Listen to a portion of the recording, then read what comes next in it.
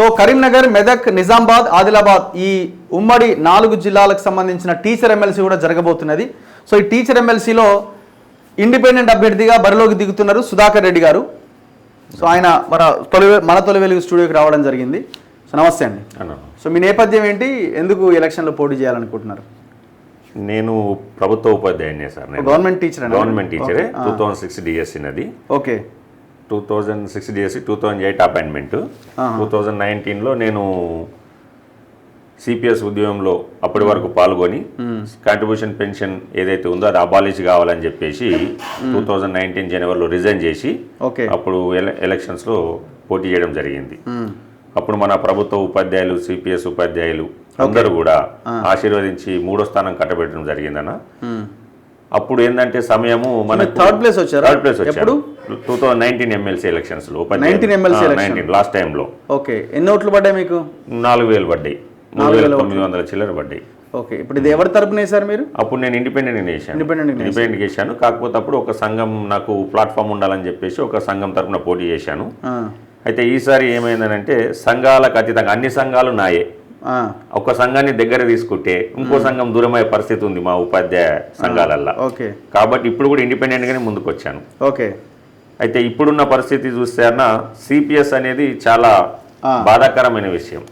ఇప్పుడు ఆ సమస్యలు మాట్లాడేది మరి మీరు ఏంది గెలవగలిగే పొజిషన్ లో ఉన్నారా? ఇప్పుడు ఉన్నాను, ఖచ్చితంగా గెలుస్తాను, నాకు నమ్మకం ఉంది. ఎందుకు అంటే గతంలో ఉన్న నాకు సాయం చేసిన, హెల్ప్ చేసిన ఉపాధ్యాయులందరూ కూడా నా వెన్నంటే ఉన్నారు. నాకు కాల్స్ చేస్తున్నారు, నువ్వు ముందుకు ఇబ్బంది ఏం లేదు, మేము మిమ్మల్ని కాపాడుకుంటాము, గెలిపిస్తామని చెప్తున్నారు. రెండోది ఏంటిదంటే గతంలో అంటే 6 సంవత్సరాల వ్యవధిలో నేను చేసిన పనులు నా ప్రభుత్వ పాఠశాలలకు, కొన్ని పాఠశాలలకు నేను టాయిలెట్స్ కట్టించాను, కొన్ని పాఠశాలలకు కలర్స్, రంగ్స్ వేపించాను, కొన్ని పాఠశాలలో మౌలిక వసతులకు సంబంధించిన టేబుల్స్ అవి ఇవి నేను ప్రొవైడ్ చేశాను, ఇప్పించగలిగాను. కొన్ని పాఠశాలలో ప్రహరీ గోడకు కూడా నేను హెల్ప్ చేశాను. నా ప్రాంతంలో, నాది మెదక్ జిల్లా, టేక్మాల్ మండల్ మాది. నాకు సాధ్యమైనంత పరిధిలో నేను చేయగలిగాను. నేను జేఏసీ కోదండరామ్ సార్ గారు జేఏసీలో మెదక్ జిల్లా కన్వీనర్గా పనిచేశాను నేను. అంటే ఉపాధ్యాయులతో ఉన్న అనుబంధము ఒకటి, ప్లస్ మా ఉపాధ్యాయుల సమస్యలు, అన్ని రకాల సమస్యలు. సిపిఎస్ అనేది తీవ్రమైన సమస్య, దాన్ని ఖచ్చితంగా అబాలిష్ చేయాలనే ఉద్దేశంతో నేను రావడం జరిగింది. ఇప్పుడు కూడా నేను గట్టిగా నా ఉపాధ్యాయ లోకానికి మన మీడియా ముఖంగా, మన తొలి వెలుగు మీడియా ముఖంగా నేను మాటిస్తున్నానన్న, నన్ను గెలిపించి మండలికి పంపించిన మరుక్షణం, నేను ప్రమాణ స్వీకారం చేసిన మరుక్షణం అదే ప్లేస్లో అదే మండలిలో నేను ఆమరణ నిరాహార దీక్ష కూర్చుంటానన్న. నా సిపిఎస్ ను ఏదైతే అబాలిష్ చేయాలనే ఉద్దేశంతో అబాలిష్ చేసేదాకా నేను ఆమరణ నిరాహార దీక్ష కూర్చుంటా, సాధిస్తా. నేను నాకు ఆ నమ్మకం ఉంది, ఖచ్చితంగా అదే మండలి అదే జాగాలో కూర్చుంటా నేను, ఏమైనా పర్వాలేదు. ఈ రోజున అందరూ మిగతా పోటీదారులు ఎవరైతే ఉన్నారో వాళ్ళందరూ కూడా సీనియర్స్ ఉన్నారు. వాస్తవానికి రిటైర్డ్ అయిన వాళ్ళు ఉన్నారు, కొంతమంది కార్పొరేట్ వ్యవస్థ ప్రైవేట్ పాఠశాల యజమానులు ఉన్నారు, కొంతమంది రియల్ ఎస్టేట్ వాళ్ళు ఉన్నారు, కొంతమంది డబ్బులు ఖర్చు పెట్టకుండా మంచిగా తెల్ల కాగితం లాగా ఉన్న వాళ్ళు కూడా ఉన్నారు. మన పోటీలో ఉన్న వాళ్ళందరూ అన్ని రకాలుగా ఉన్నారు, మంచి చెడు చిన్న పెద్ద అందరు ఉన్నారు. కాకపోతే నాకు వాళ్ళకున్న సానుకూలతలు, అనుకూలతలు, అన్ని వ్యతిరేకతలు అన్ని కూడా చూసుకుంటే నాకు వయసు ఉంది, నేను ఇంక 20 ఏళ్ళు పోరాడగలను. ఖచ్చితంగా. టీచర్ ఉన్నారా? రిజైన్ చేశాను. 19లో రిజైన్ చేస్తేనే పోటీ ఎలాంటి, ఇప్పుడు వార్డ్ మెంబర్ పోటీ చేయాలన్నా కూడా జాబ్ ఉండకూడదు కదా. నేను ఒక ఫిజికల్ హ్యాండిక్యాప్ క్యాండిడేట్ నేను నాకు ఫిజికల్ హ్యాండిక్యాప్ క్యాండిడేట్ ను నాకు నా ఫిజికల్ హ్యాండిక్యాప్ ఉపాధ్యాయులు కూడా సుమారు 1500 మంది నాతో ఉన్నారు. 1500 మంది ఉన్నారు. ఎందుకంటే 3% రిజర్వేషన్ ఫిజికల్ హ్యాండిక్యాప్. కాకపోతే వాళ్ళు ఓపెన్ కేటగిరీలో కూడా కొన్ని ఉద్యోగాలు సాధిస్తారు కాబట్టి అవన్నీ కలుపుకుంటే రామరామి 1500 మంది మన ఓటర్లుగా ఉన్నారు ఫిజికల్ హ్యాండిక్యాప్. వాళ్ళందరికీ కూడా నేను ఈ రోజున ఏం చెప్పదలుచుకున్నానంటే, ఒక వికలాంగ ప్రతినిధి మన సమాజంలో, మన తెలంగాణ సమాజంలో ఇంతవరకు ఏ పార్టీలో, ఏ రంగం అంటే ఎమ్మెల్సీలో కానివ్వండి, ఎమ్మెల్యే కానివ్వండి, ఒక ఎంపీగా కానివ్వండి, ఇప్పటి వరకు ఒక వికలాంగ ప్రతినిధి లేడు మన తెలంగాణలో. దయచేసి వాళ్ళందరికీ కూడా నేను ఇంతకుముందు విన్నవించుకున్నా, ఇప్పుడు మీ సమక్షంలో కూడా నేను విన్నవించుకుంటున్నా, ఒక వికలాంగ ప్రతినిధిని ఇవ్వండి నా తెలంగాణ సమాజానికి. నా వికలాంగుని బాధలు వికలాంగులకు తెలుస్తాయి సార్, వికలాంగుల బాధలు వికలాంగులకు తెలుస్తాయి. ఒక మినిమం 50 కిలోల బరువు నుంచి 80 కిలోల బరువు, 100 కిలోల బరువును ఒంటికాల మీద మోస్తూ తన జీవితాన్ని కొనసాగిస్తారు సార్ సచ్చే వరకు. అదొక సామాన్యం, అంటే కామన్గా అందరు భరించే బాధ. కానీ ఇక్కడ మన ఇవి ప్రత్యేక ఎలక్షన్స్, ఇవి మన ఉపాధ్యాయ ఎలక్షన్స్ ఇవి, మేధావి వర్గానికి సంబంధించిన ఎలక్షన్స్ ఇవి. కాబట్టి మేధావి వర్గానికి సంబంధించిన ఎలక్షన్ ఉపాధ్యాయుల బదులు ఉపాధ్యాయులకే తెలుస్తాయి. ఒక పాఠశాలలో ఏమేమి మౌలిక వసతులు ఉంటాయి, ఏమేమి ప్రొవైడ్ చేసుకోవాలి, మనము కామన్గా చూసుకుంటే టాయిలెట్స్ సార్, ప్రహరీ కూడా, మంచి బిల్డింగు, మన టీచింగ్ లెర్నింగ్ మెటీరియల్స్, ఇవన్నీ కూడా ఉపాధ్యాయులకి తెలుస్తాయి సార్. బయట పెట్టుబడిదారు వ్యవస్థకు తెలియవు. సరే వాళ్ళు డబ్బులు ఇస్తుండొచ్చు, మనం కొనుక్కుంటుండొచ్చు మన పాఠశాలలో ఉన్న టీచర్స్, కానీ అవి కరెక్ట్గా ప్రాపర్గా యూజ్ కావు. ఈ రోజున మన మరి ఇప్పుడు కోదండరామ్ గారు కూడా ఆయన కాంగ్రెస్ సపోర్ట్ చేస్తున్నట్టుగా సార్ చేస్తాడు సార్. ఇప్పుడు అశోక్ కుమార్ గారు ఉన్నారు, అవునండి, సంగారెడ్డి, నేను సంగారెడ్డి వాస్తవ్యునే సార్. ఏంటంటే రాష్ట్ర స్థాయిలో పనిచేసిండు, నేను జిల్లా స్థాయిలో పనిచేసిన. పెద్దలు వాళ్ళ నిర్ణయాన్ని మనం తప్పు పట్టడానికి లేదు, ఎవరి నిర్ణయం వారి. నేను కూడా కలిశాను కోదండరామ్ సార్ గారిని. సార్ నాకు కూడా చెప్పాడు, నీకు కూడా సపోర్ట్ ఉంటుంది నాన్న, నువ్వు పర్చు పిల్లగానివి, నీకు కూడా సపోర్ట్ ఉంటుంది అని చెప్పి చెప్పిండు. సరే కాలు మొక్కిన వచ్చిన, దానికి ఇబ్బంది లేదు. పోటీలో ఉండడం అనేది ముఖ్యం, గెలుపోవటం అనేది మన మీద ఆధారపడి ఉంటాయి, మనల్ని ఆదరించే వాళ్ళ మీద ఆధారపడి ఉంటుంది. 2019లో 4000 ఓట్లు పడ్డాయి కదా సార్, మళ్ళీ ఇండిపెండెంట్ గానే చేస్తున్నారు కదా. అవును సార్. మరి కొన్ని సంఘాలని ఇట్లా కలుపుకొని ముందుకు వెళ్ళుంటే కొంత ఈజీ అయ్యేదేమో మీ గెలుపు. వాస్తవం సార్. కాకపోతే నేను ఒక వాస్తవం, మీరు మంచి క్వశ్చన్ సార్. నేను ఒక పెద్ద సంఘం అంటే పెద్ద పార్టీ, నేను బీజేపీ పార్టీ తపస్సు నుంచి నేను మ్యాండేట్ కోరాను సార్. ఓకే, వాళ్ళు కూడా నాకు సానుకూలంగానే ముందుకొచ్చారు. ఒకనొక దశలో మ్యాక్సిమం ఫైనల్ చేశారు. బట్ మళ్ళీ కొమరయ్య సార్ గారికి మ్యాండేట్ ఇచ్చారు. సరే వాళ్ళ యొక్క పార్టీ నిర్ణయమా మరి ఏం నిర్ణయమా వాళ్ళ పెద్దలు నిర్ణయించారు, దాన్ని మనం తప్పుపట్టడానికి లేదు. కాకపోతే నా బాధ అంతా ఒకటే, ఇక్కడ వ్యక్తి ముఖ్యము పేరు ముఖ్యం గురించి నేను మాట్లాడట్లేదు. వ్యవస్థ, దానికి కావాల్సిన న్యాయం, దాని గురించి మాట్లాడుతున్నానన్న నేను. ఇక్కడ ప్రైవేట్ స్కూల్స్ ఉన్నాయి, ఇక్కడ ఏంది ఎలక్షన్ గవర్నమెంట్ స్కూల్కి సంబంధించిన అందులో పనిచేసే ప్రభుత్వ ఉపాధ్యాయుల ఎలక్షన్స్ ఓట్లు టోటల్గా. ఈ రోజున అన్న మీరు చూడండి, నా గ్రామానికి 9 తండాలన్న నా గ్రామం చుట్టూ. నా రిక్వెస్ట్ ఒకటి, నా గ్రామము లేదా నా గ్రామం చుట్టూ నాలాంటి గ్రామానికి చుట్టూ ఉన్న తండలు, నా తెలంగాణలో ఉన్న తండలలో ఒక్క ప్రైవేట్ స్కూల్ పెట్టన్నా, నేను వచ్చి నీ కాళ్ళకాడ పడి నేను పనిచేస్తా.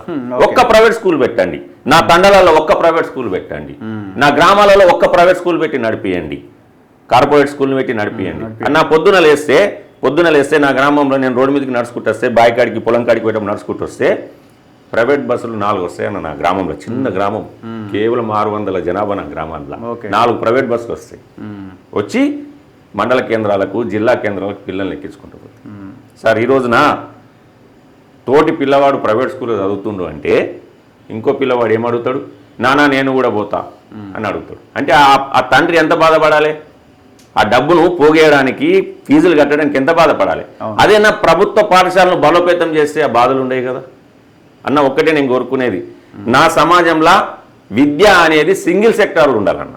నా సమాజంలో విద్య అనేది అది కూడా కేవలం గవర్నమెంట్ సెక్టార్లో ఉండాలి. ఈ రోజు నా పిల్లలు బస్సుకి పోతుర్రన్నా, విద్య వ్యాపారం కాదు కదా, చెయ్యొద్దు కదా. ఇంకా దీన్ని ఇంకా ఎందుకు ప్రోత్సహిస్తుంది నా సమాజం అనేది నా బాధ, వేరేది ఏం లేదు.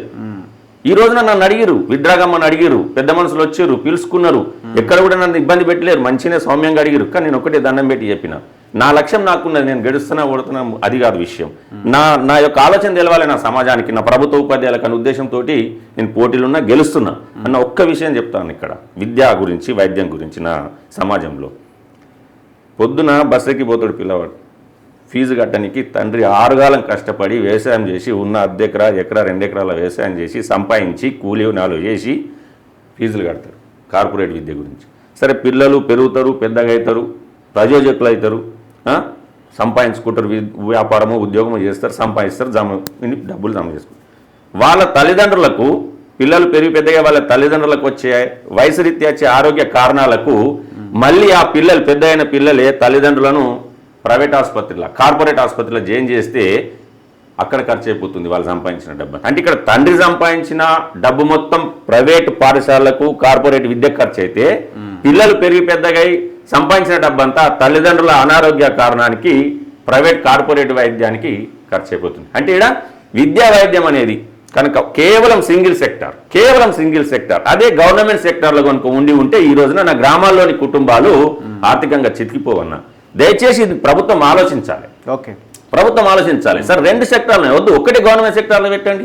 ఎందుకు వేరే దేశాల్లో లేదా ఈ విధానం? ఉంది, స్టడీ చేయండి, ఇంప్లిమెంట్ చేయండి. టీచర్ల ఇష్యూస్ మీరు ఏం ఫోకస్ చేస్తారు సార్? ఇక్కడ సమస్యలు నేను సిపిఎస్ బాధితుని కాబట్టి ఫస్ట్ సిపిఎస్ గురించి ప్రస్తావించిన మాట్లాడినా, దానికి ఏ విధంగా నేను ముందుకు పోతున్నా నేను మన మీడియా ముఖంగా చెప్పుకున్నా. నేను ఖచ్చితంగా ఆమరణ నిరాదీక్ష కూర్చుంటా. నన్ను గెలిపించిన నేను ప్రమాణ స్వీకారం చేసిన వెంబడే సాధిస్తా దాన్ని ఖచ్చితంగా. నిన్ననే న్యూస్ వచ్చింది, కర్ణాటకలో ఒక అడుగు ముందు పడింది. ఓకే, ఏది సిపిఎస్ను రద్దు చేస్తాం, మళ్ళీ ఓపీఎస్ని ఇంప్లిమెంట్ చేస్తామని చెప్పేసి. అదేవిధంగా ఇక్కడ కూడా నేను ప్రభుత్వం మీద పోరాడతా.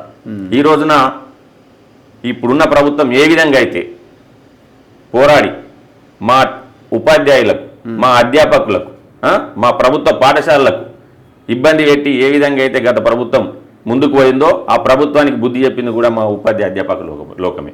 కాబట్టి ఈ ప్రభుత్వం కూడా అలాంటి పరిస్థితి తెచ్చుకోవద్దు.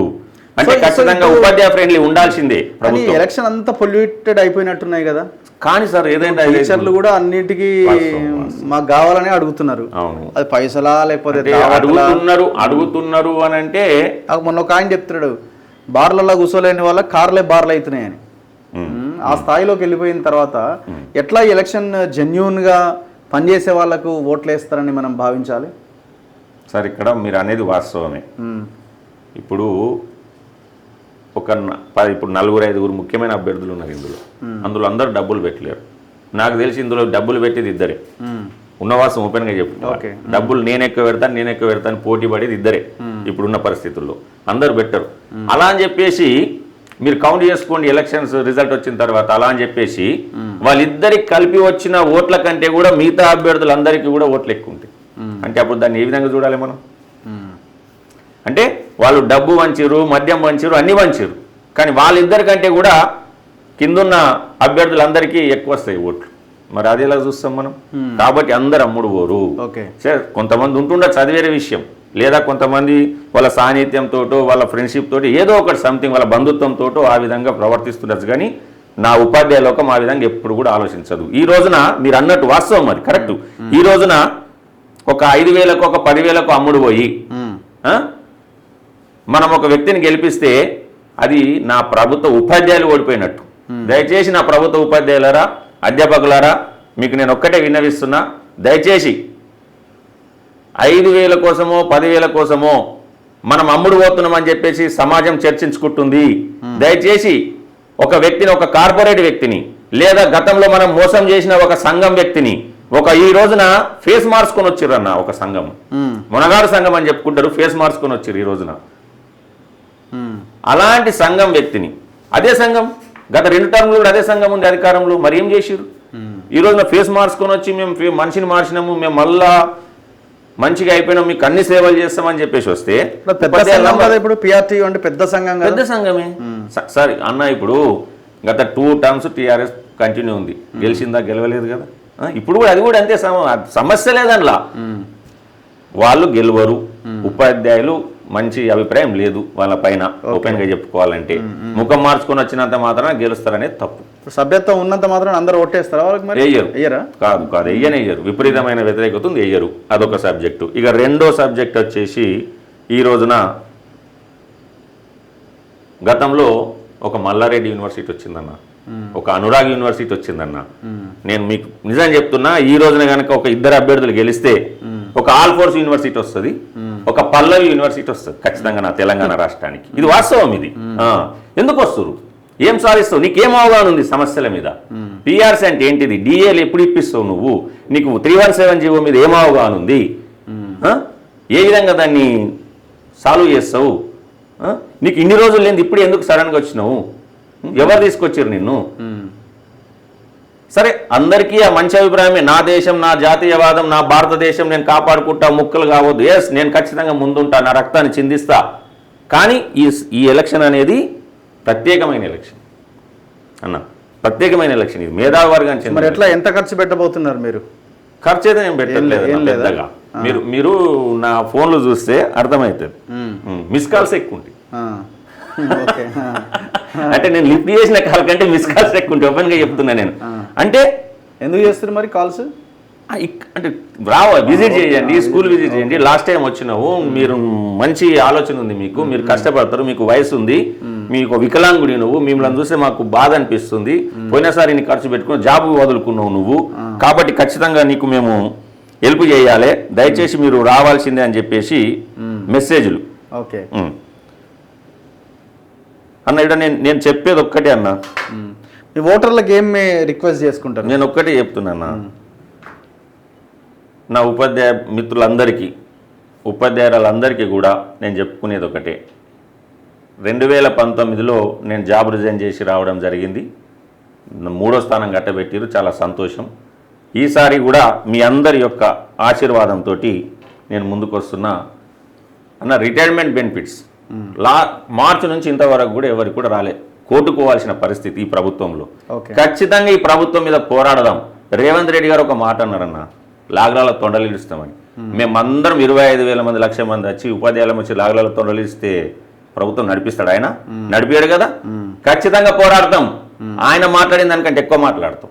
ఖచ్చితంగా మా హక్కులు మేము సాధించుకుంటాం. ఏ బెనిఫిట్ను కూడా వదలం. మా కష్టం, మా కష్టార్జితం అది. కాబట్టి మాకు రావాల్సిందే, సకాలంలో రావాల్సిందే. ఏదో ఇప్పుడు ఇస్తాం అప్పుడు ఇస్తాం అనే కదా, సకాలంలో రావాల్సిందే. ఇక ఇంకోటి అన్న, ఈ రోజున తప్పుగా భావించద్దు, ఈ రోజున మేము బడిబాట నిర్వహిస్తాం ప్రభుత్వ పాఠశాలలో, అందరు పిల్లలను తీసుకొచ్చి జాయిన్ చేస్తాం. కానీ ఈ రోజున కొంతమంది ఉపాధ్యాయులు ప్రైవేట్ బడిబాట నిర్వహిస్తారు, ప్రైవేట్ వ్యక్తికి సపోర్ట్ చేసి ప్రైవేట్ బడిబాట నిర్వహిస్తారు. దండం పెట్టి చెప్తున్నా అందరికీ, వద్దు. మన పరువు పోతుంది, మన ప్రభుత్వ ఉపాధ్యాయుల పరువు పోతుంది. దండం పెట్టి చెప్తున్నా, ఒక వికలాంగుని నన్ను ఆశీర్వదించుర్రి. ఖచ్చితంగా మీ అందరికీ నేను ముందుంటా. ఏ ఒక్క సంఘం అని కాదన్న, మీరు ఇప్పుడు అడిగిరు మరి సంఘానికి ఏ సంఘం లేకుండా ఎట్లా ముందుకు పోతున్నాం అని చెప్పేసి. అన్ని సంఘాల్లో ఉన్నది ఉపాధ్యాయులే. సంఘం అనేది ఒక పోరాడడానికి, ఒక ఐక్యంగా ఉండి ముందుకు పోవడానికి. కానీ ఫైనల్గా అంతిమంగా లాభం, అంతిమంగా బెనిఫిట్స్, అంతిమంగా సమస్యలు తీరాల్సిన ఎవరి? ఉపాధ్యాయులే. కాబట్టి ప్రతి ఒక్క ఉపాధ్యాయుడు నాకు బంధువే, ప్రతి ఒక్క ఉపాధ్యాయునికి నేను ముఖ్యమైన వ్యక్తి, నేను నాకు వాళ్ళు కూడా అంతే ముఖ్యమైన వ్యక్తులు. కాబట్టి ఏ ఉపాధ్యాయుడు ఫోన్ చేసినా, ఏ ఉపాధ్యాయునికి టైం ఎంత కావాలన్నా, ఏ సమస్య మీద డిఎస్సికి పోదామా, సెక్రటరీకి పోదామా, ఎక్కడికి పోదామా, విద్యాశాఖ మంత్రి దగ్గరికి పోదామా, సీఎం దగ్గరికి పోదామా, మీతో పాటు నేను వస్తాను. ఓకే, నన్ను ఆశీర్వదించండి, నేను మీతో పాటు నేను వస్తా, పూర్తి సమయం కేటాయిస్తా. Anyway thank you very much అన్న, and all the best. Thank you.